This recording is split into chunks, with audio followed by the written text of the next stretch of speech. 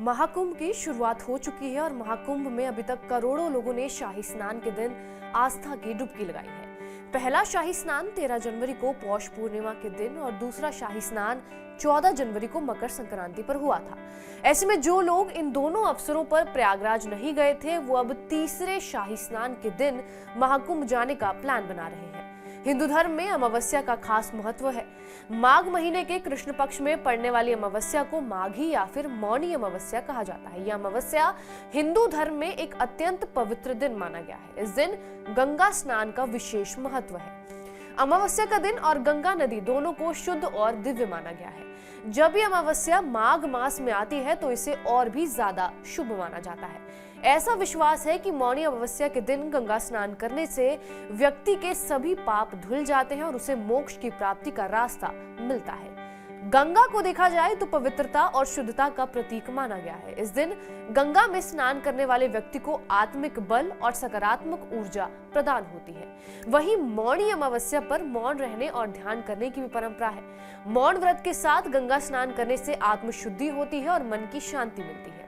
सनातन पंचांग के मुताबिक इस साल मौनी अमावस्या शनिवार 29 जनवरी 2025 को पड़ रही है। मान्यताओं की माने तो मौनी अमावस्या के दिन सूर्य और चंद्रमा एक ही राशि मकर में होते हैं, जिससे विशेष ऊर्जा का संचार होता है। इस दिन गंगा स्नान और दान पुण्य करने से इस ऊर्जा का लाभ मिल पाता है। ऐसा माना जाता है कि इस दिन ग्रह दोषों का भी निवारण होता है। मौनी अमावस्या पर गंगा स्नान का विशेष महत्व पौराणिक कथाओं से भी जुड़ा हुआ है। इस दिन सूर्योदय से पहले ही श्रद्धालु गंगा नदी में डुबकी लगाते हैं और गंगा और बाकी नदियों के स्नान की पवित्रता का संबंध समुद्र मंथन की कथा से है। पौराणिक मान्यता के मुताबिक जब देवताओं और असुरों ने मिलकर समुद्र मंथन किया तो समुद्र से भगवान धन्वंतरी अमृत कलश लेकर प्रकट हुए। इस अमृत कलश को पाने के लिए देवताओं और असुरों के बीच संघर्ष शुरू हो गया और छीना झपटी के दौरान अमृत की कुछ बूंदें पृथ्वी पर गिर पड़ी।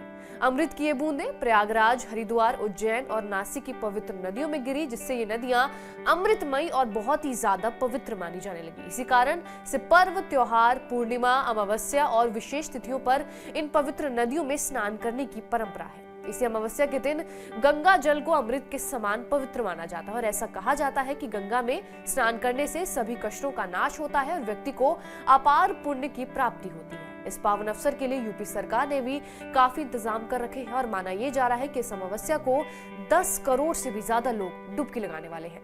बहरहाल इस पूरी जानकारी के ऊपर आपकी क्या प्रतिक्रिया है, हमें कमेंट करके जरूर बताएं। बाकी देश और दुनिया की तमाम बड़ी खबरों से अपडेटेड रहने के लिए सब्सक्राइब करिए TV9 डिजिटल।